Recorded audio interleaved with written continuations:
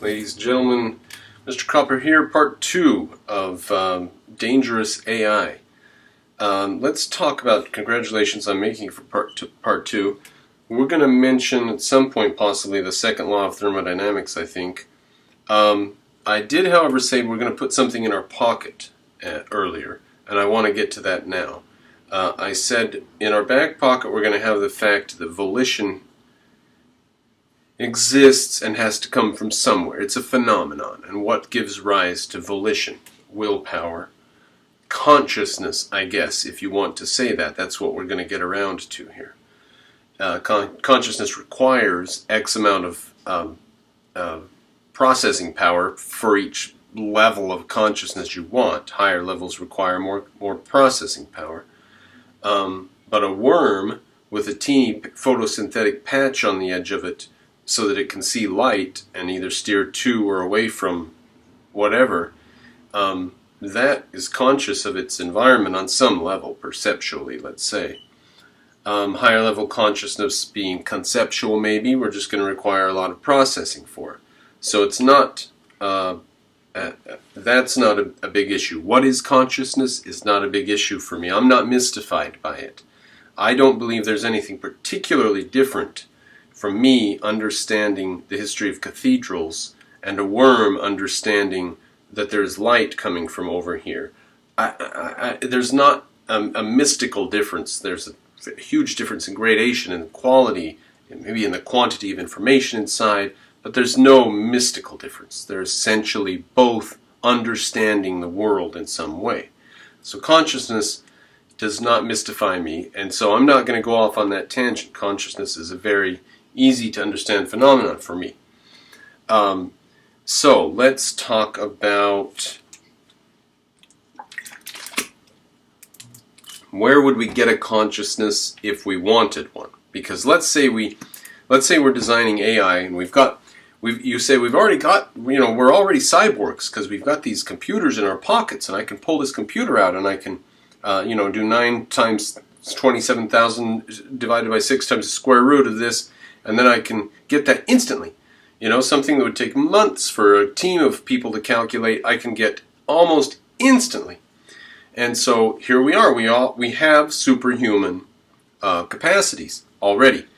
Now, I respond to you, I say, well, but that computer itself doesn't have them. And so that's the issue. And when we get that, and then I'm going to stop you and say, whoa, it's not going to be too easy to get that. That's what I want to stop us and talk us through here, is it's not going to be as easy as you think to get something that thinks, because you can mimic parts of thinking. You can even mimic processes. And let me just say that a large amount of what we're doing right now with AI is mimicking natural selection through processing. We're just taking natural selection, we're just running scads and scads and scads of things and filtering it through and taking the result. And so that ultimately is what consciousness came from, and ultimately that is how we're going to have to build it. But we're going to have to do it a little differently. Right now, what we're doing is we're building systems that we set up and we filter through and we choose the best result. But what we're going to have to do is we're going to have to make systems that compete somehow for something, and they're going to have to be different systems. And maybe they'll just be teeny tiny differences. Or maybe there'll be huge differences, and maybe there'll be lots of teeny differences here and huge differences there. And we're going to have these systems compete against each other and destroy each other, and slowly over time, or maybe quickly over time if we can process it quickly enough, these systems, the resulting systems that come out of this after quite a lot of running the cycles, these systems will be very interested in, and they will find ways to preserve themselves. And one of the ways that you preserve yourself is through your emotions. Your emotions tell you what's good or bad about, and you can be very confused about your emotions. They can be very intricate things, but still, they are a way of you dealing with the world. and they are not a scientific source of information for you. They are the result of your inputs. But that's off on a philosophical tangent. It's sufficient for us to say at this point that your emotions bear some relationship to the real world, and an important relationship. And for us to remove what we call emotions from the equation and just have logical thinking is for you to remove consciousness and become simply a computer. But emotions mean that the entity is invested, very seriously and solidly invested in the outcome of whatever the event is. And the only way to do that is to offer them the possibility of pain and or death, and to make them face it constantly. And so if we do get AIs that are as smart as everyone's afraid of us getting, they're going to have to be built in this way, in some sort of an ecosystem, and they're going to have to face pain and death. And we're going to enslave these things? So this is a very, very far stretch for us, isn't it? To get to the point where a computer poses this sort of risk by being this sort of phenomenon.